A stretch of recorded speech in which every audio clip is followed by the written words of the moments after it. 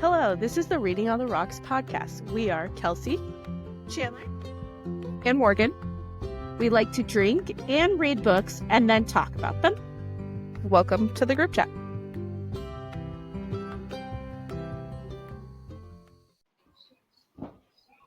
Hello, hello. Welcome to our second episode of Reading on the Rocks. We are Morgan, Chandler, and Kelsey. We enjoy reading and drinking and then talking about what we read, so welcome to the group chat. We have read, where did we leave off? Chapter, do we remember? 16 is where we started. 16, all the way through chapter 20, 36 of 35. Okay, 35 of Hollow Heathens, Book of Black Whale, Tales of Weeping Hollow. A lot happened in these last couple chapters, and somehow nothing happened also. I think a lot of character development took place, and yeah, I think that's kind of where we're at. Yeah. Before we get into the nitty-gritty, let's talk about what we're drinking tonight. Let's do it. Okay. I'll go first. I got a strawberry liqueur and some Dr. Pepper because I'm a Dr. Pepper girly. Love it. I am drinking a Sprite and white rum. Ooh. I've got a screwdriver with sherbet vodka because we were out of regular vodka. Sherbet vodka. Sherbet vodka. We're partying this Sunday afternoon. Sweet. It's actually delicious, so highly recommend. Sounds really good. It sounds like it goes down like juice. It does. Yep. That's a good thing. So going to the store getting sherbet vodka now. Okay, let's get into the nitty-gritty of chapters 16 through 36 and the special chapter which was titled The Consequence of Betrayal. Ooh. So, like a brief recap of the current chapters, like Morgan said, a lot happened. But at the same time, nothing happened.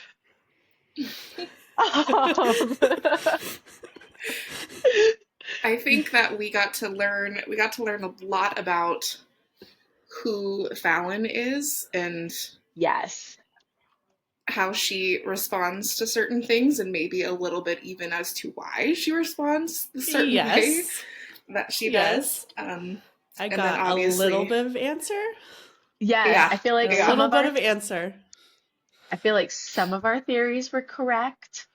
We figured that out, or our theories were partially correct, and I'm here for that. But I also have some more questions. Definitely. Let's get into the theories that we were correct on. The letters. Literally, we're, one chapter into our this week's of reading, and we discovered that the last letter that was written by Fallon's grandpa was not written by him at all. And I thought it was the cutest thing ever when he knew how many letters that he wrote her. That was how many she wrote him. He said, "Oh, I wrote you 67 letters and you wrote me 66. This is not one of them." So we find out that the last letter that told her to come is not from him. Yeah. For sure. So that theory was partially correct. He didn't write that letter. Yes, but he did write the other letters before that. Yeah, because and I thought it was so sweet. He said he wanted to get to know her through letters because he didn't feel like he deserved to know her in any other way. Or he didn't. No. And I was like, my heart, Gramps. Okay, Grandpa. Honestly, he could be my favorite character. I love a grumpy old man. He's well on his way to mine as well. We have to protect him at all costs. And the crosswords, I'm so in love with the crosswords. I think that is the sweetest part of their relationship. Yeah. So So I don't think cute. we talked about the crosswords in the last book or last pod, but No. the Gramps and Fallon do a crossword every morning together, and they like race each other to see who can finish first. Yeah, it's like an unspoken challenge on who can get through it the fastest, and it's just so wholesome and wonderful. And Gramps goes through like this. He goes through a pretty significant health scare in this most recent read, and Yes. even at his lowest, he still makes it downstairs to do his crossword puzzle. And Yeah. Yes. Didn't they talk about doing it in his bed a couple Yeah, they times did. too? She 'Cause said he some was so mornings we bad. just do it in his bed. Yeah. I'll So be cute. darned if it doesn't get done. Exactly. The crossword is a So must do cute. every day. Loved it so much. We didn't get any answers on the dad theory, and I'm bummed about that. No, we did not. I'm waiting for those answers. I feel like they're not coming though. I feel like I'm going to be real disappointed about the dad theory. Yeah, I'm not sure about that one. There's something about it. There's something fishy. He can also, so I noticed it in the first read, like Julian is he in my brain, but he keeps like having these really intense, I don't know, episodes where he can like essentially see in the dark, like when when Fallon is spying on them and they're in the forest and she's hiding behind the tree, the three other guys send him out. And so it kind of made me think that maybe there's a reason they did that and he could see in the dark, but I didn't say it out loud because I was so unconfident in it. But this most recent read, Fallon mentions it, that he seems to be able to see in the dark. Yes. So that's another. I noticed Did you catch that? Yeah, I did catch that when she said that. I was like, seems like it. We got another theory answered. The little boy. Yes. The little boy is Julian's brother. Yes. We got the theory that he killed his brother accidentally. Was entirely true. Entirely true. He accidentally killed his brother, and their father took the fall for it. Right.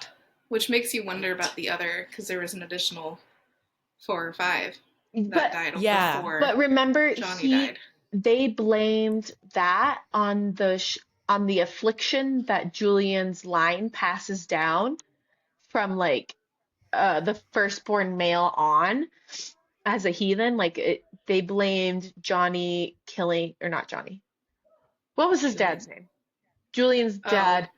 I can't remember what his dad's name was, but they blamed the dad killing those like 4 or 5 people on that affliction that they go through. Like they essentially, the way it's described, I feel like, is they black out, they choke people like to death, and they don't remember shit. Which tracks, because that has happened to Julian. Not 100% happened to Julian, but we have seen him almost choke someone. But we've also seen post choking people and how he owns it. Yes. But there's one body that the mouth was sewn shut, and he's like, I don't think I did it, but people think he did.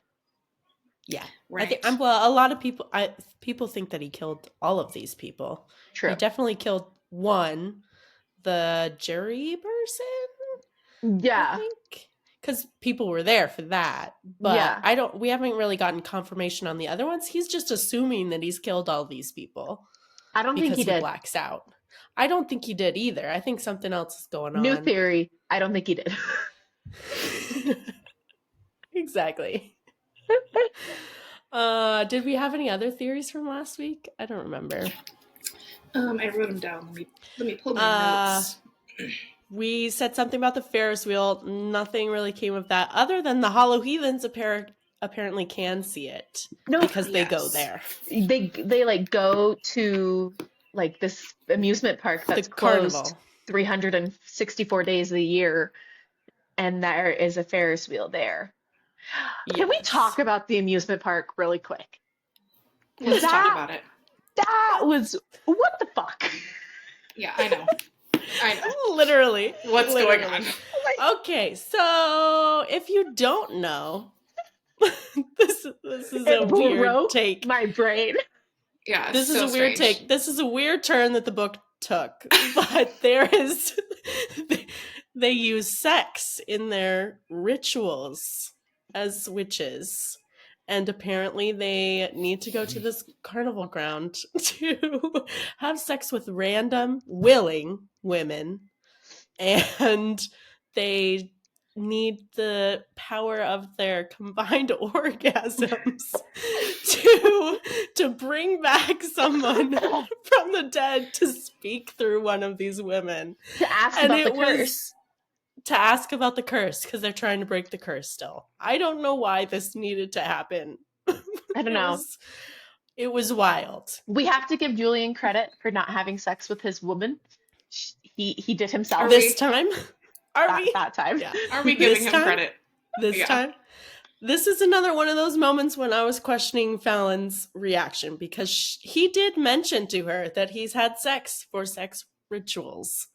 Yeah, and her reaction was nothing. Yeah, she was like, oh, okay. She's so strange. But I want to know what her reaction would be if she knew he was having sex rituals after they have done things.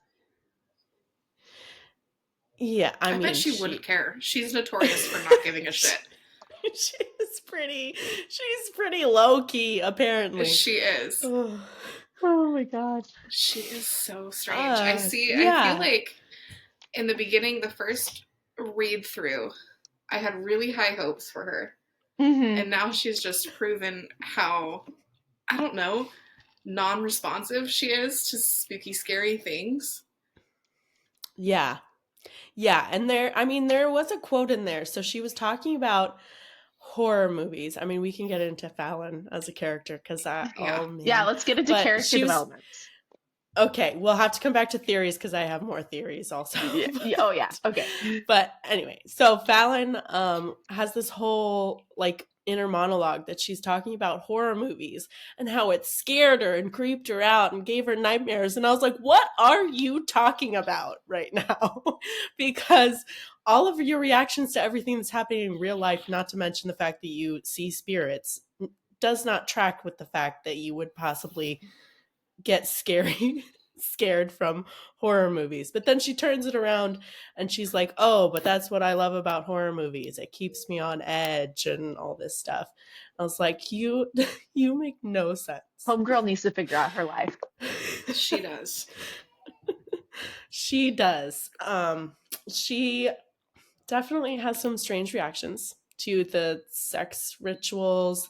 She also has a completely opposite reaction to the fact that Julian ignored her when he literally said he was going to ignore her. And she got really mad at him. Yeah, that was my number one ick. That was my ick that I was going to bring up. That doesn't make any sense, girlfriend. Yes.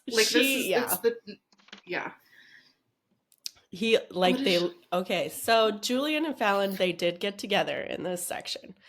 And Julian straight up says, we have to keep this in the dark. We have to keep it secret. Can't be with you.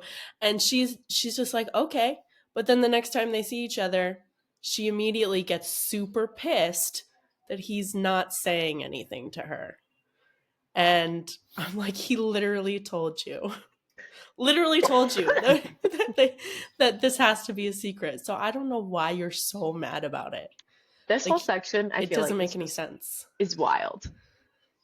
It is. I really tried to reason with her, trying to get in her brain about how, okay, well, she doesn't know about the prophecy and she doesn't know about, the nitty gritty of the curse kind of thing. But you still, regardless of that, you still know that these two covens are at heads, essentially. And there's a reason for him to not want to engage with you in public. And she still threw the holy grail of little tantrums. And I'm like, girl, this is crazy. Yeah. So. Yeah. Yeah. I also had another one. I literally told Chandler, because we were reading in the same room, I was like, the audacity of this girl to be so mad at her sea friends for not literally jumping off of a cliff into the ocean to save her when she left Monday in the woods to rot. She literally started getting so mad at all of these people because they didn't save her when she intentionally jumped off of a cliff. And then she thought it was going to save Gramps. Yeah. She thought this would be good luck. They would bring good luck because that's what they said it would do, and it would save her Gramps. But then she got a little pissy with Monday because Monday didn't jump in after her. And I was like, you literally left Monday in the woods with the goat killers at the beginning of this book. You really set the tone for the relationship. Sense.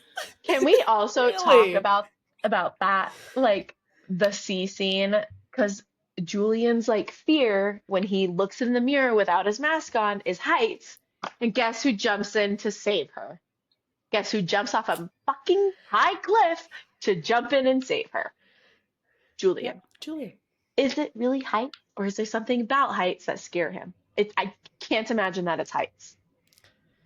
Well, it's at least the ocean part. Was that so his brother Johnny died from drowning because he saw his fear when he looked in his face, and it was in the ocean. So I guess the ocean part.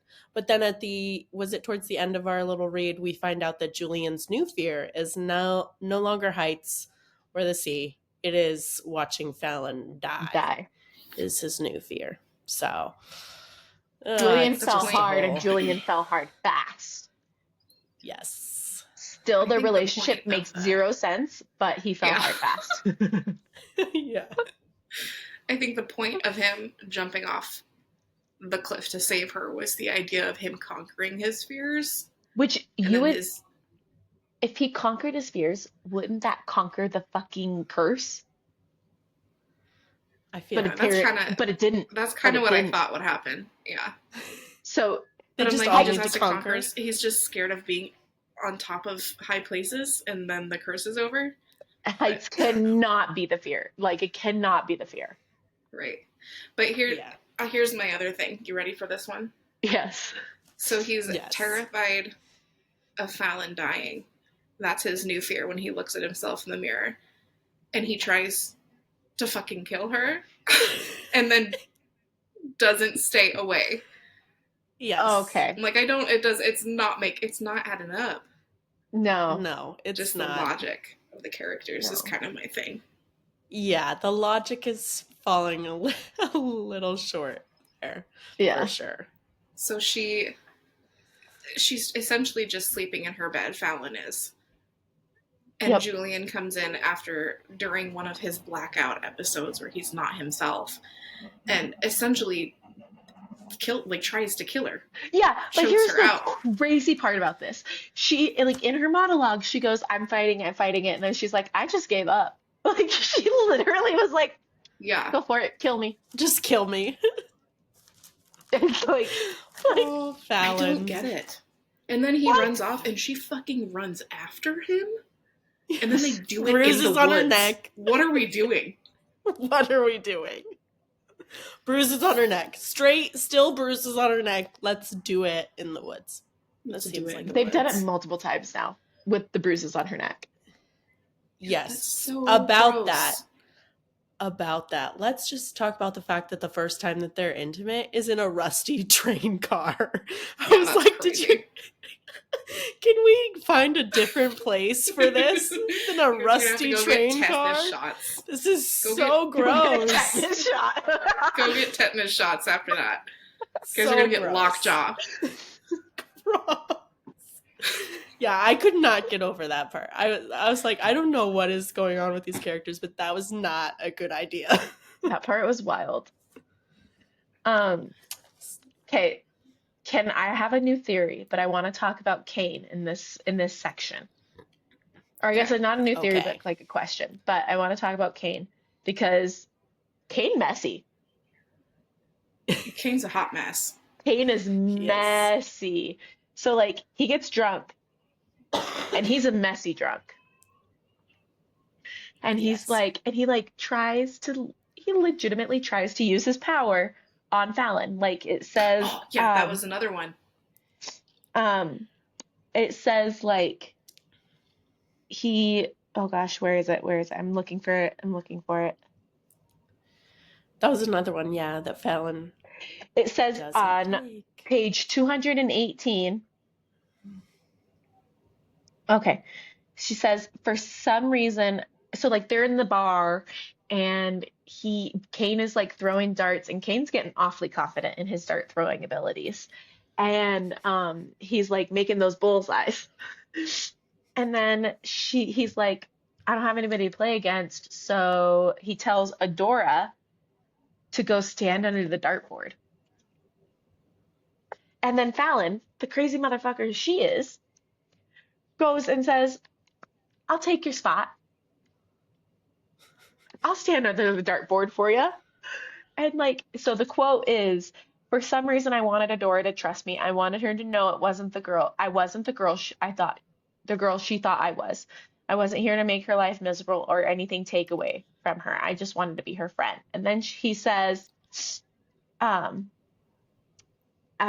she says she'll do it, whatever, she's standing on the dartboard, and then all of a sudden she says, I felt the weight of something heavy sitting on my chest. And it definitely has to be a part of his ability. Like you know when his ability or witchcraft or whatever is taking over because that pressure is on her chest. And then guess who comes in and saves the day? Julian. But there's another scene with Kane in this book where they're at like this like movie in the park or whatever, and he tries to seduce her in front of Julian. And she said, it didn't work because I was thinking about you to Julian. And I'm like, Kane's got a weird ability. I want to know the magic more. system's kind of strange. That too. Yeah. I definitely want to know more though. But like Kane was messy in this one. He was like, and then he just gets mean. Yeah. Well, and then Kane is so used to everyone falling for whatever his little spell is that I think he got so messy because she was able to resist whatever he was doing. And he was like, no one's been able to do that before. So now he's kind of like freaking out and having a little girl meltdown. And I think his dad has something to do with it. I think dad puts a lot of pressure on Kane. Yes. Yes. And there's also this weird, creepy mansion that Kane is obsessed with. The mansion and the lighthouse that apparently go hand in hand somehow. Mm-hmm. And he wants this mansion. And nobody's been able to come back from the lighthouse and they've all died. I have a theory about that. I think it's a wild theory. I'm here for it. Let's go into theories. They were talking about, or he was talking about the lighthouse, and they said that that person died, and then whoever was sent to the lighthouse gets killed or whatever. But the lighthouse still works. So then I was on the same track of, if Fallon's dad is still alive, maybe, or her dad is still alive, then maybe her dad is at the lighthouse. That's what I was thinking. Thinks he's dead because nobody goes there. Yeah, everyone thinks he's dead, and then maybe he like kills everyone who goes there. But that's a way for him to stay in this town and kind of be a part of it, but not really. I don't know why he would be staying out there. But yes. But if he was alive, I would imagine he might be there. Yes. I didn't even think about that. Yes. 100%. Yeah. Yeah, there's something with the lighthouse for sure. Mm-hmm. I'm sure we'll hear more about that one. Did you guys, was there any inkling of tunnels underneath the system? No. Or the town? Before this? No, that came out of left field. Literally, tunnels all of a sudden. And also there's like an entrance underneath Benny's house. That's very convenient. Mm-hmm. There's just entrances in the most convenient places. It is. Imagine that. Anywhere you need to go. Yeah, that just... I was so caught off guard by it because that just feels like such an important part of the story. And I understand like the whole, like, keep the readers in the dark idea so that it's, you know, but that just seems like such an essential part, like an underground railroad underneath the town that they frequent. Like, that just seems like such an important part of the story that we didn't get to hear about until halfway into the book. Yeah. For sure. Yeah. Let's see. I do have. You do one, Chandler. I have a another theory. one, though. It's like kind of a combo theory. So she talked when Julian and her get intimate in the train car. He feels this patch on her skin and he's like, what is this? And she's like, it's my birth control patch. Oh, yeah. It's to help with my anemia and my mood swings. And I feel like mood swings have been mentioned before. And I have to say, I feel like the mood swings have something to do with whatever witchy ability she has, even though she firmly believes she does not have a witchy ability. And then to go hand in hand with that, there's pressure on Julian to have a baby. Yes. And they have sex.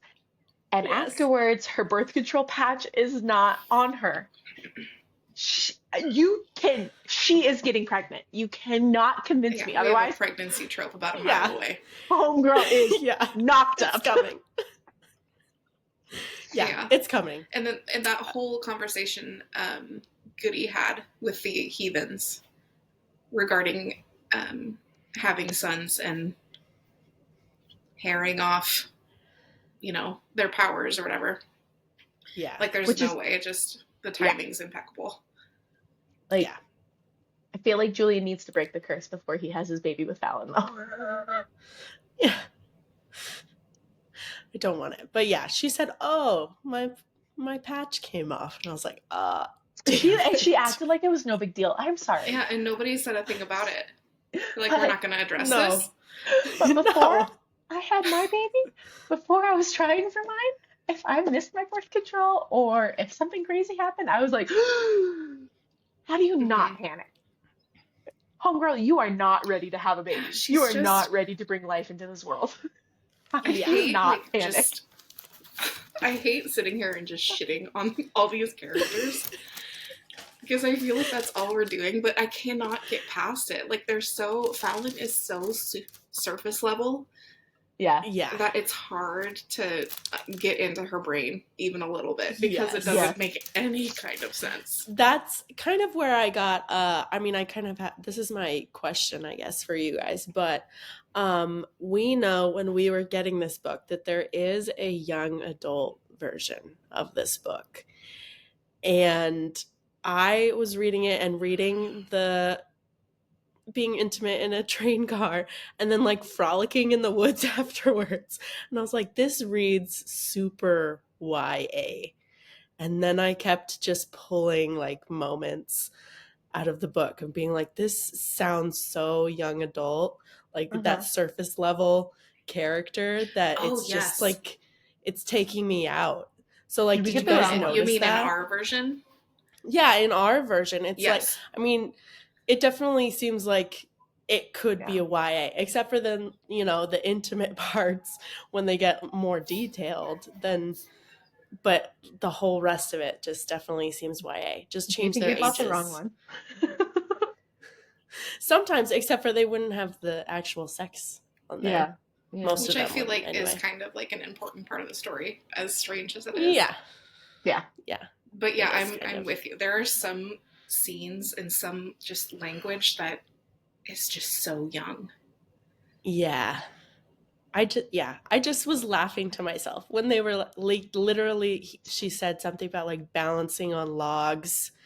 I was like, you guys are like 25, right? I mean, I get this is a tiny town. Like, you're going around doing stuff. Not that 25-year-olds can't be frolicking in the woods or whatever, but it just seems like such a, teenage dirtbag midnight, and the idea of adventures.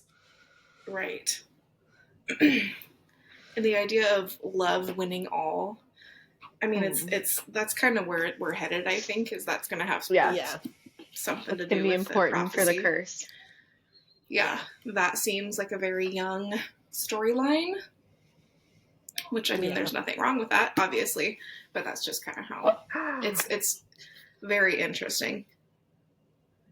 How some parts were like 1 second we're reading about the execution of a goat, and then we're having nasty tetanus sex in train cars, and then we're frolicking and confessing our love and like yeah.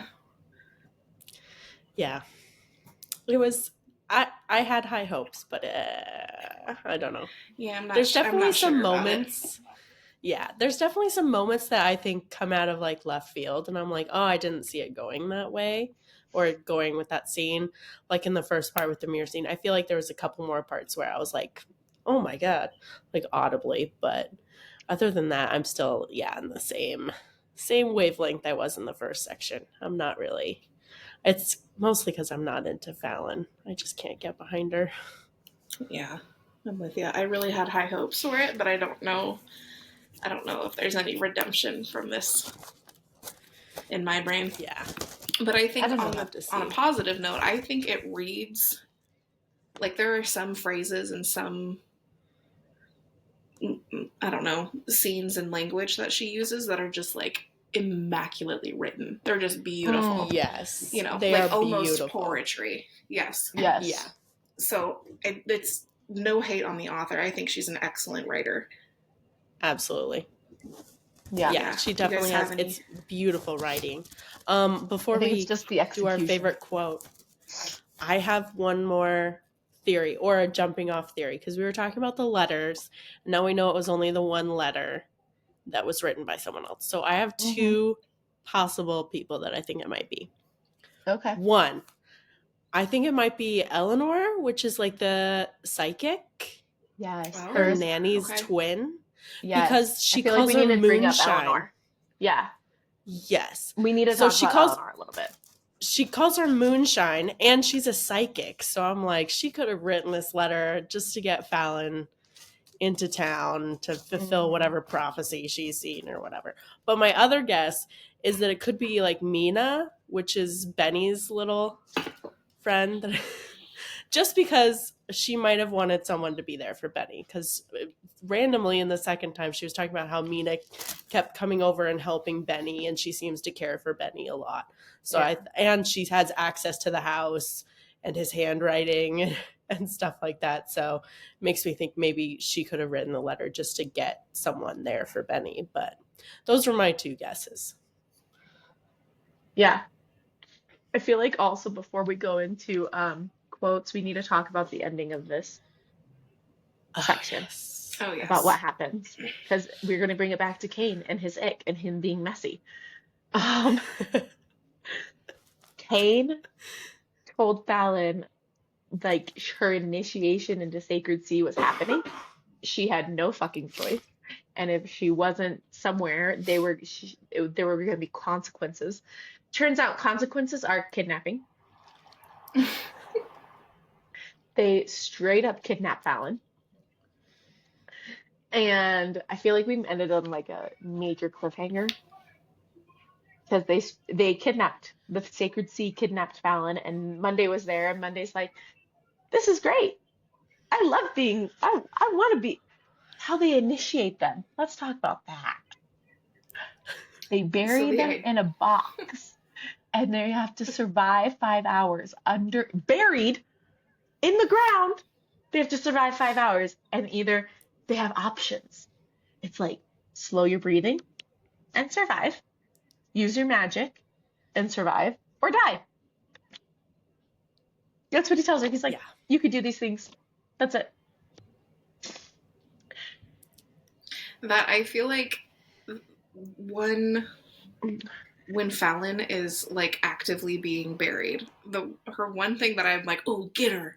Like the one time I've enjoyed Fallon was when she spits back at Eleanor's prophecy towards Monday about how she buries her, or she digs her own grave.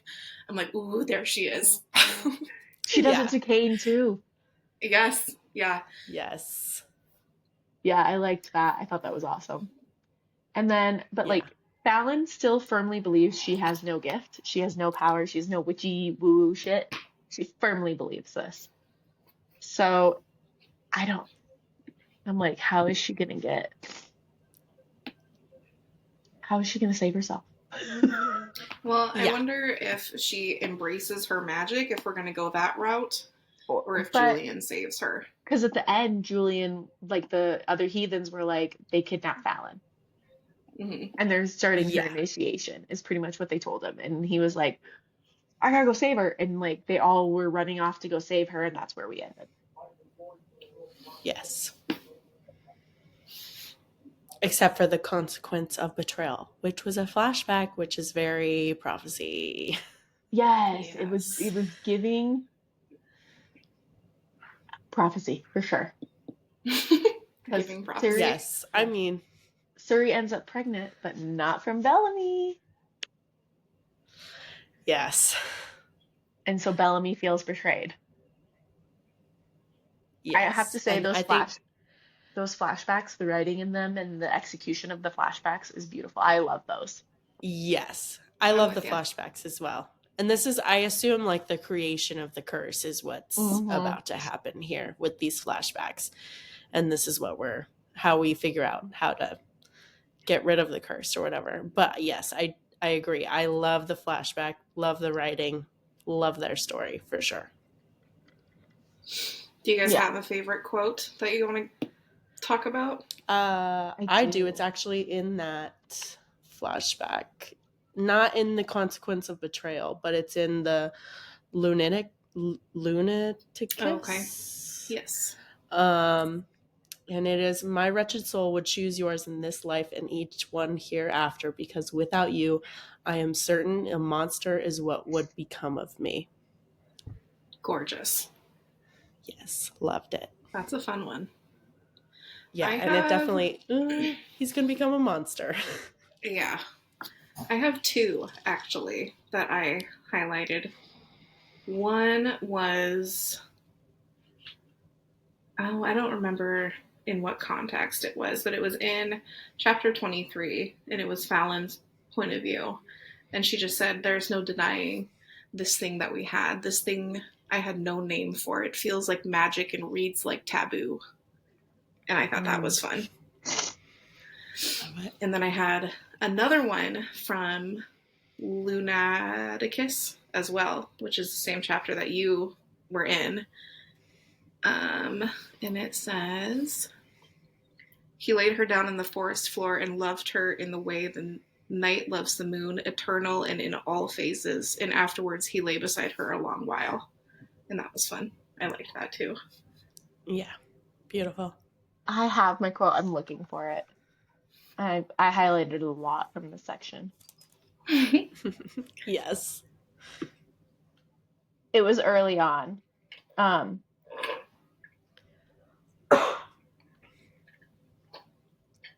want to go back to the mirror scene and how he like berated her. It felt like to us that he was berating her. But on page 201, she says, he was the freak, not me. And I want to go back and I feel like he was berating himself in the mirror scene, not her. Ooh. And that's why he was like, you're a freak show and stuff like that. He was talking to himself, not Fallon. And I really, because like there are a couple points in this where, in both POVs, where he talks about him being a freak and him like thinking himself as a freak. And I'm like, so it's my favorite quote. And it's also another like mini theory is I feel like he was talking about himself. Like, but then I also at one point she goes, we'll be freaks together. Yes. Be freaks together. Freaks in love. Let's do it. Yes. I do think she says that a couple times, like his freak matches my freak. But... Yes. His freak matches my freak. That's cute. Yeah. Do you guys have any questions for each other? Nope. Yeah, not really. I feel.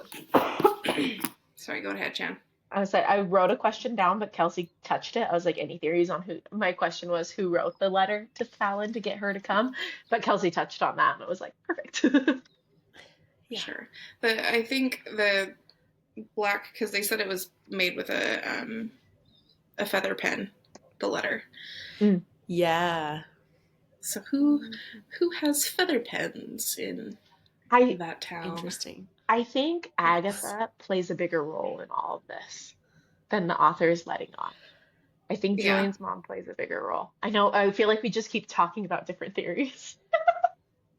That's kind of all we have right now. Yeah, literally. Yeah.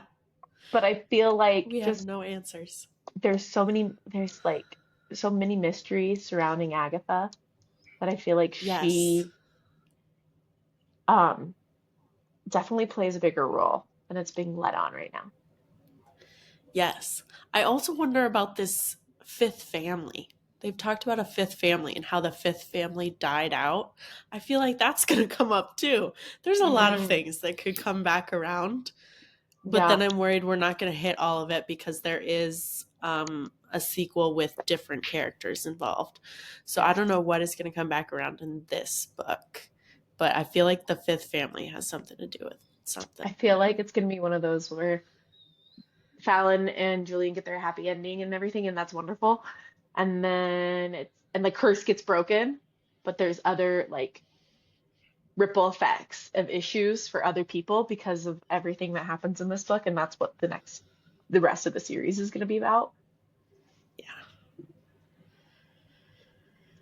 Yeah. Definitely. So anything else? I don't have any questions. Morgan, do you have any questions? Not really. We kind of touched on everything that I was thinking about it. I mean, it was mostly just character development and story build in the middle chunk here. So yes, we'll see. Yeah. We'll see what happens in this last read. Yes, we're finishing it. We're doing the last 200 pages or so. It's chapters 36 through 50. 36 through 50. There's a bunch of other chapters afterwards. There's the Moon and the Black Knight, the Goth Gazette, and I feel like these are just like epilogues or a little bit more of Bellamy and Suri's story. And then it talks about Bone Island, and I feel like Bone Island might be another book. That's the second one, I think. Yeah. So that's where we are. There's a what? There's a chapter labeled The Curse of the Hollow Heathens. We're definitely going to get some answers. I hope so. Eventually. Man, it's just questions now. It's just questions right now. So that's where we are, y'all. See you in episode 3, hopefully. And we get some answers. All right. Goodbye, everybody. Good night. Thanks for listening.